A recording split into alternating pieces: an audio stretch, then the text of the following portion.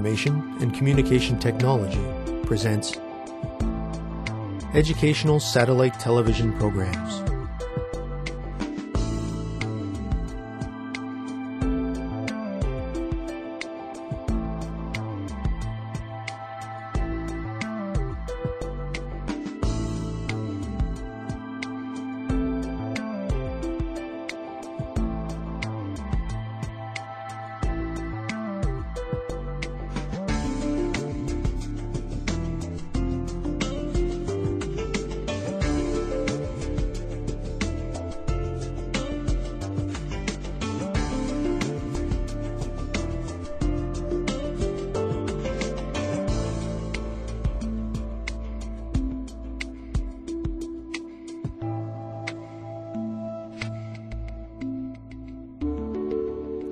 Hello, teacher. Hello, students. Welcome to our second lesson on electron configurations and orbital diagrams. In our last lesson, we learned about the Aufbau principle. We learned that, according to this principle, electrons generally occupy the lowest energy orbital available before entering the higher energy orbitals. We also discussed two different methods of denoting the electronic configuration of atoms. We learned that both of these methods display the Aufbau principle. In today's lesson, we will learn about Pauli's exclusion principle, as well as Hund's rule. We will explain both of these concepts and discuss how they relate to the electronic configuration of atoms. Students, if you are ready, then we will get started. Last time, we reviewed that the first energy level of an atom, which is the level closest to the nucleus, is the orbital that electrons occupy first. In the second energy level, each shell has 3 p orbitals. Each p orbital that is within the same subshell possesses the same degree of energy. Orbitals that have equal energy are referred to as degenerate energy levels. Hund's rule was developed by a German physicist named Friedrich Hund in around 1927. According to his rule, degenerate orbitals are each occupied by a single electron before a second electron of opposite spin enters the orbital. Each of the 3 2p orbitals, including 2px, 2py, and 2pz, will hold one electron before any of them will receive a second one. In other words, one electron must be added to each orbital within a sublevel before a second electron can be added. Let us look at a phosphorus atom as an example. As you can see here, after the 3s orbital is completely filled with electrons, each orbital within the 3p sublevel gets filled with 1 electron. If we then look at a sulfur atom, which has 1 more electron than phosphorus, we can see that once each of its 3p sublevels gets filled with 1 electron, a second electron of opposite spin gets added to the first sublevel. An argon atom, which has 2 more electrons than a sulfur atom, gets all of its 3p sublevels filled. Students, let us try an activity so that you can practice what you have just learned. Please draw the orbital diagrams for the atoms of the following elements. Make sure that you use Hund's rule. Students, let's get ready. Begin.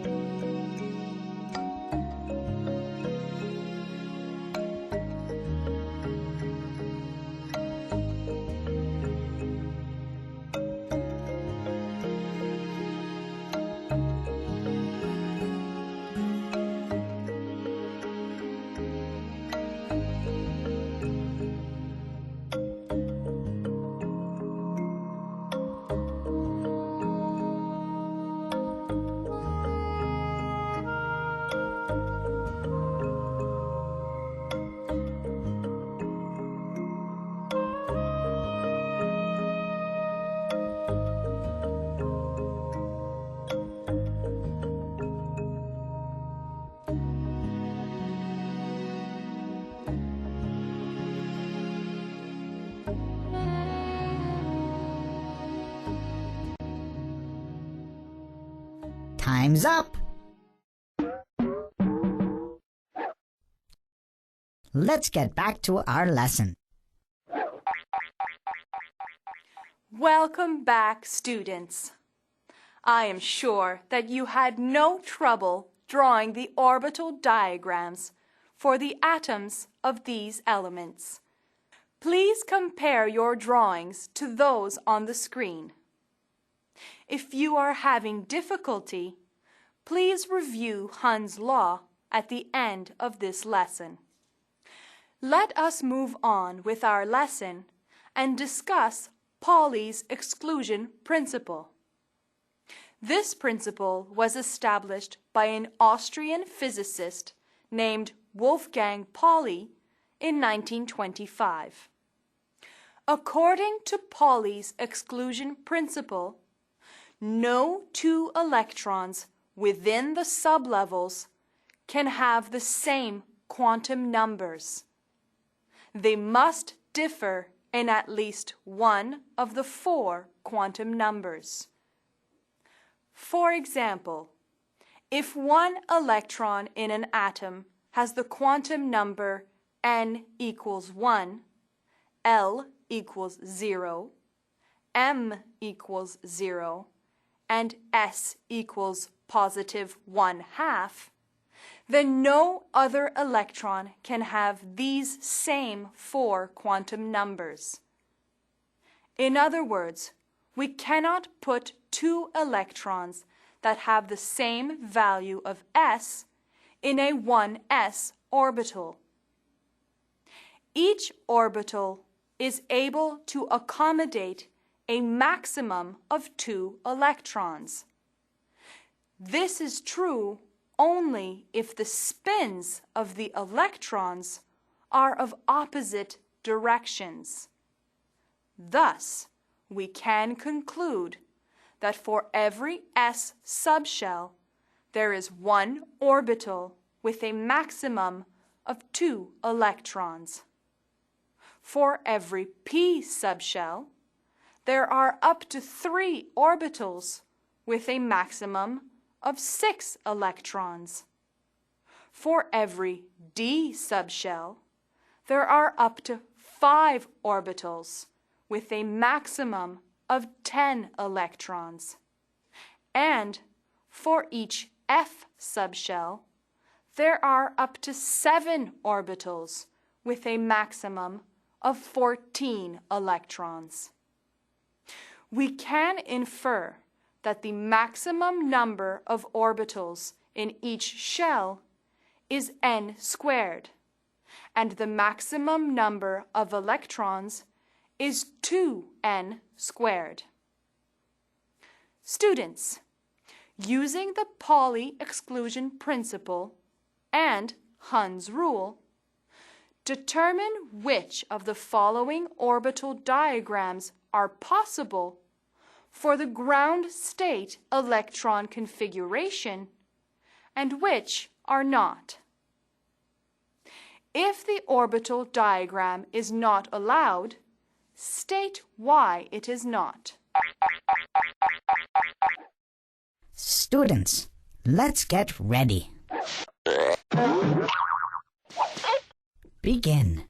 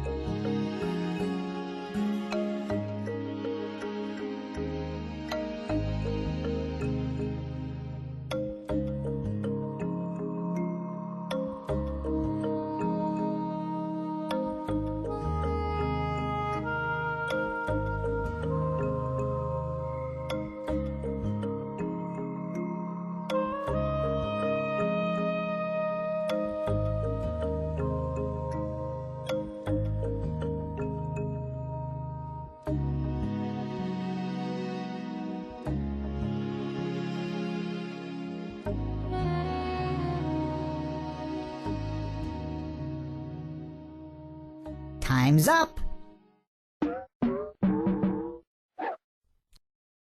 Let's get back to our lesson. Hello, everyone. Were you able to determine which of these orbital diagrams is allowed and which is not, according to the Pauli exclusion principle and Hund's rule? If you said that diagram A is allowed, you are correct. If you said that diagram B is not allowed, that is also correct. There should be one electron with parallel spin in each 3p orbital. Diagram C is also not allowed. This is because the 3p orbitals should each be occupied by a single electron with parallel spin. Students, if you are having trouble applying the Pauli exclusion principle and Hund's rule to orbital diagrams, please ask your teacher for help at the end of this lesson. In today's lesson, we learned about the Hund's rule and the Pauli exclusion principle. We learned that Hund's rule states that degenerate orbitals are each occupied by a single electron before a second electron of opposite spin enters the orbital. We also learned that, according to Pauli's exclusion principle, no two electrons within the sublevels can have the same quantum numbers. In our next lesson, we will learn about the modern periodic table. This brings us to the end of our lesson for today. Until next time, thank you, teacher. Thank you, students.